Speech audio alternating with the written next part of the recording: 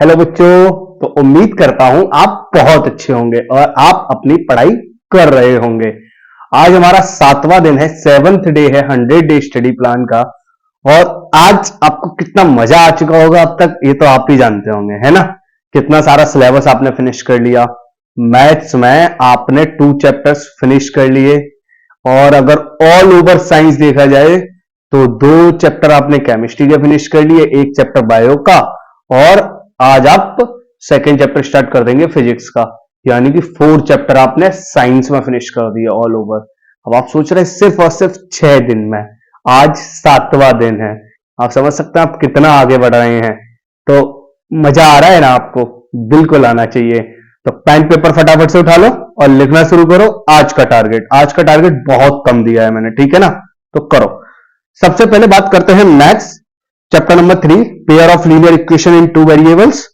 इसकी आज आपको 3.2 एक्सरसाइज एनसीईआरटी से सॉल्व करनी है। सिर्फ इतना करना है, 3.2 एक्सरसाइज एनसीईआरटी से सॉल्व कर लेना, ठीक है। इससे पहले रिवाइज कर लेना थोड़ा सा 3.1 को। Chemistry acid base and salt chapter पूरा थ्योरिकल फिनिश हो चुका है। आप सबसे पहले इसको रिवाइज करेंगे, आपने क्या पढ़ा पूरा वो फिर से पढ़ेंगे और फिर आपको इसके सारे एनसीईआरटी के क्वेश्चन सॉल्व करने हैं। समझ में आ गई बात? अब बात करते हैं physics, the human I and the colourful world. ये न्यू चैप्टर है हमारा जो स्टार्ट होगा।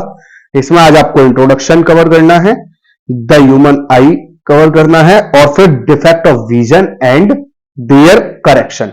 आज आपको ये टॉपिक कवर अप करना है।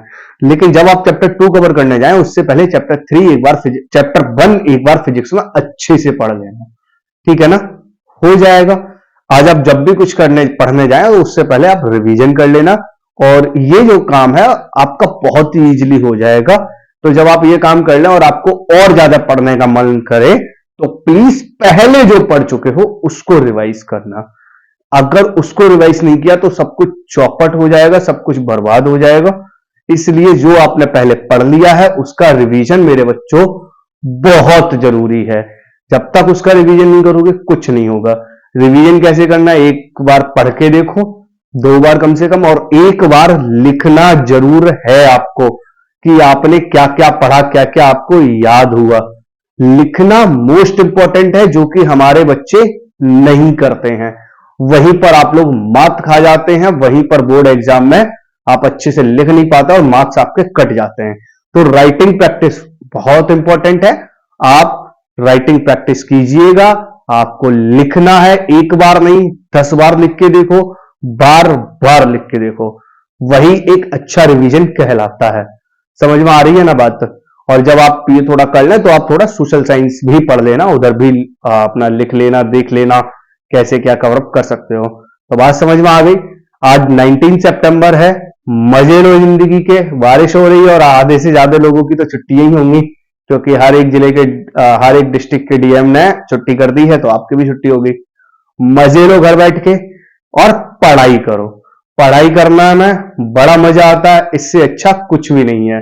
7 डेज के अंदर आपने इतना सारा सिलेबस फिनिश कर लिया। अगर यही आप खुद से पढ़ रहे होते तो नहीं कर पाते।